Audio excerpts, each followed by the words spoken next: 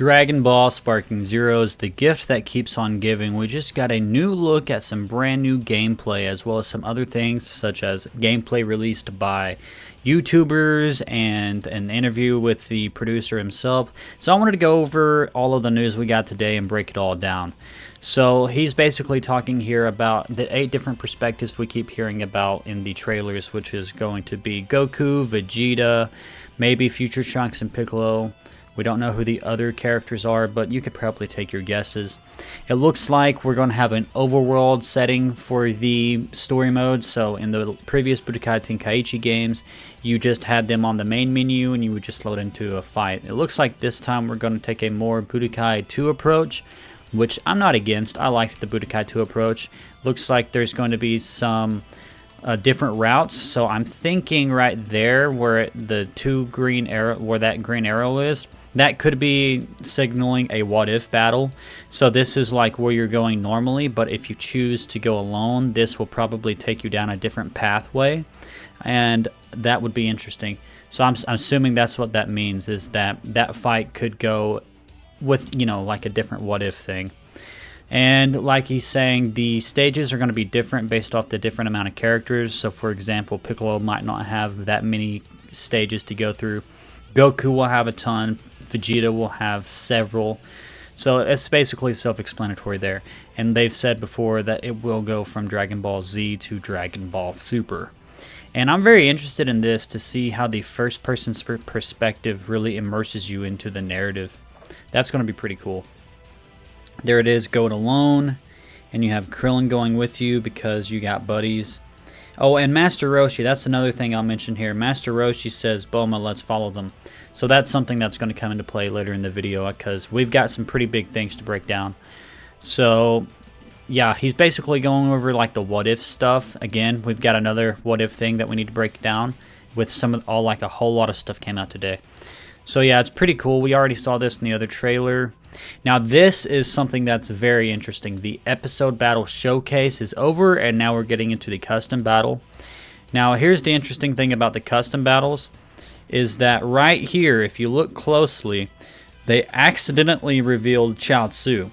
But that's not the biggest reveal. The biggest reveal is that whenever you're making your stages and your own little things, it's actually a lot more in-depth than we thought. So you can actually set different modifiers for the match and everything like that. But there's also a whole lot of things like making your own cutscenes. You can change their poses, getting into the fight. You can change the angle of the camera. Of course, you can change characters, their expressions. You can also change their dialogue. So like captions here, speaker here, environmental effects, things like that. So it's going to be like a really good what-if maker, and you can also upload all these. For example, you have Mr. Satan saying, it's Lord Beerus, and Beerus saying, it's you, Mr. Satan. So that's pretty cool, and I think they are voiced. There's over like 5,000 lines. We know Sean Schimmel has gone on record as to saying he's recorded a whole lot of dialogue for the English version. So this is just really cool stuff to make note of. Like, you're basically going to be able to create your dream what-ifs that you've always wanted. And then the last section of the gameplay showcase is basically going over how, like we previously reported, they originally weren't going to do split-screen multiplayer, but then fan feedback led them to doing split-screen multiplayer just because a lot of fans demanded it, myself included.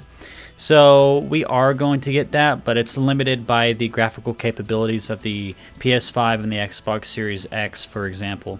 Because this game, as you can see, is graphically gorgeous, like absolutely amazing. Makes you feel like a Dragon Ball character for sure. But if you've got like a split screen going on and your system's loading all that at once, it might be a bit rough.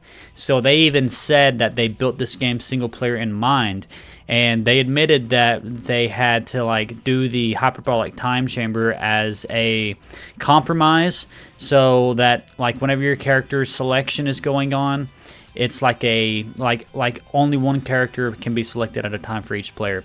But I mean, they did a good job. Again, as a compromise, locking it to the hyperbolic time chamber, that's okay.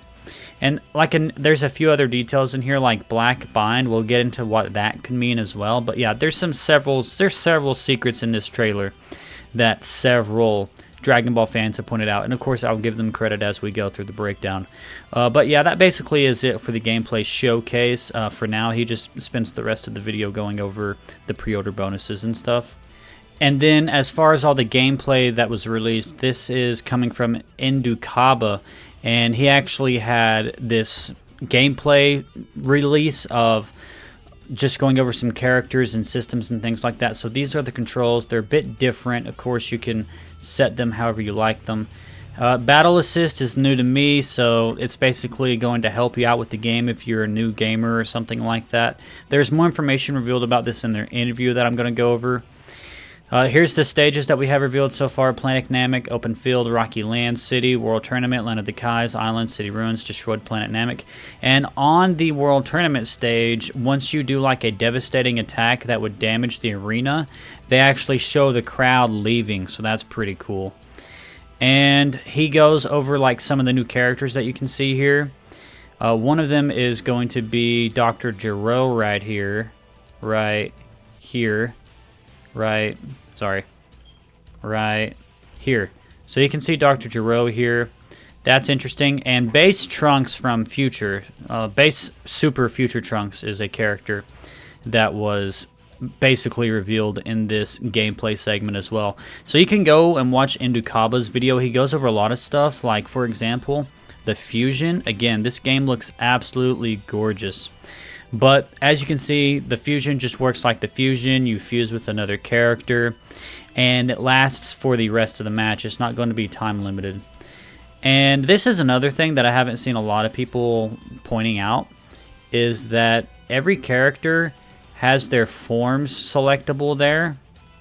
And that's really cool because you can see your other party members and the other fusions. So if you're playing as Goku, you can see the Gogeta fusions you could go straight into, or his other forms. Now, again, this is something that I haven't seen a lot of people mentioning. This is Goku from Dragon Ball Super, because you can see Super Saiyan God, and Super Saiyan Blue.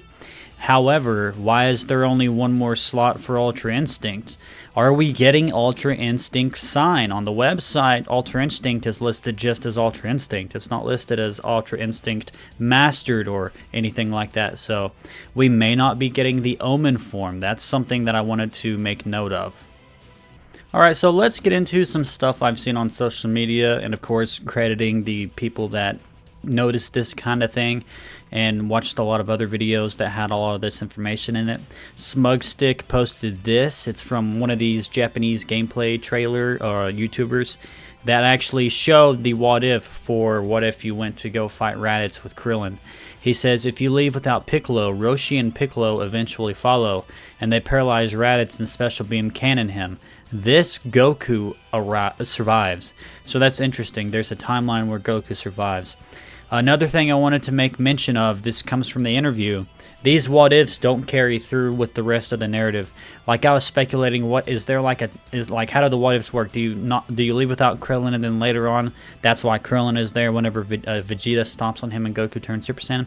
That's not the case. It looks like they're just what-ifs that may change like the outcome of a battle, and then once you load into the next area, it's basically going to be the same Dragon Ball that you're used to. But it's still cool that we're getting some what-if moments and things like that. And Slow Plays pointed this out. The form selection is very similar to Raging Blast. And this is what I mentioned the black bind for. Slightly Annie pointed out Shinron Aura is likely from Dragon Ball Dokkan Battle, but black bind might be this. It could be a reference to the Dragon Ball Super manga. That's from the Hibi Isle. I'm not sure if it's going to be specifically from the Dragon Ball Super manga. It could just be a reference to other things that like Goku's Godbind from the Dragon Ball Super Broly movie, but I wanted to point that out just in case that's what it ends up being.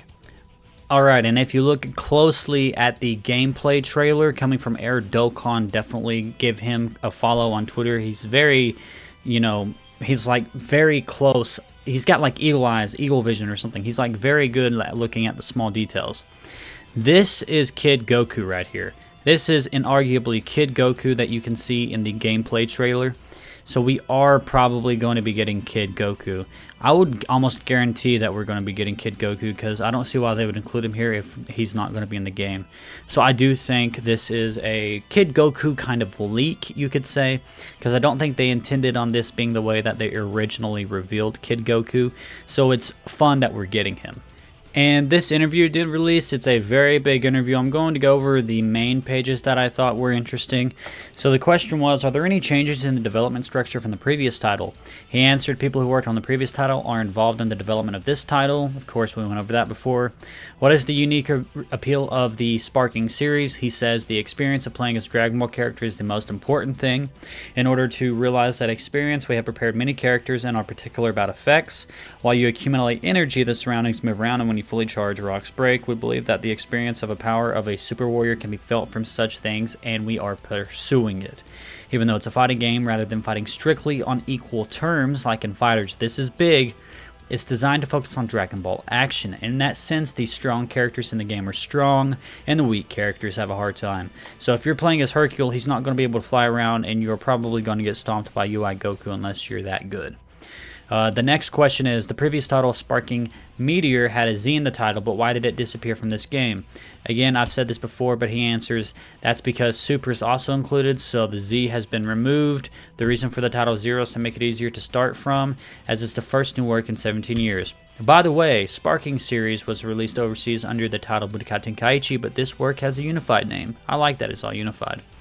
How far will the episode battles branch out? Are there multiple endings? Rather than branching out countless times, I imagine that in some stages you can enjoy slightly different developments depending on the results of the battles and your choices. While the story will basically follow the original, I think you'll be able to enjoy some what-if stories. In episode battles, you said they can switch to Goku's point of view in some event scenes. Is this possible for other characters? It will only be the perspective of the playable character in that episode battle. If this is Vegeta's episode battle, you can switch to Vegeta's point of view. How dense will the story of the episode battle be? He says, I won't be that detailed, but I think you'll be able to understand the flow of the story itself. It's a cycle of what happened before, the battle being depicted, and then the battle begins.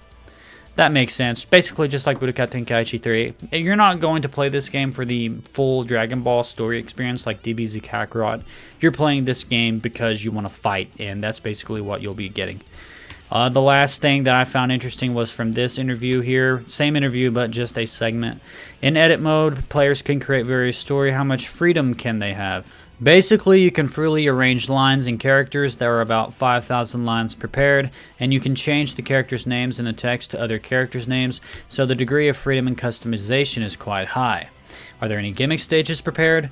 No. Regarding gimmick stages, like Destruction, they're basically the same in battle mode. However, you can set ring outs in some stages. So that's pretty cool. You can like set special parameters for your what-if story to kind of make things a little bit more interesting. The last thing was, can you get rewards by playing edit mode? He said no, there are no rewards for battles created by users, but some battles in pre-prepared situations can lead to unlocking elements, so you can enjoy them as a replay element.